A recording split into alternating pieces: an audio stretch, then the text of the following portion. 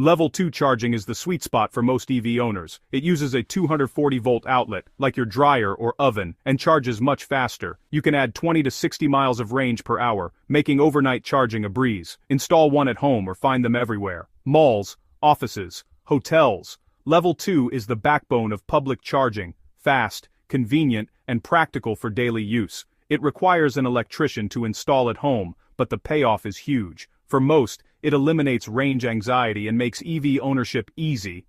But what about road trips?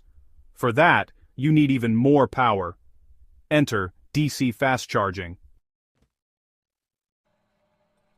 DC fast charging is the heavy hitter. Think of it as the fire hydrant compared to a garden hose. It's the technology that's truly redefining what's possible for electric vehicles, making them more accessible and convenient than ever before. Instead of waiting hours, you can now get a massive boost in just minutes, which is a total game changer for anyone who's ever worried about running out of juice on a long drive. These chargers convert high-voltage AC to DC and feed it straight into your battery.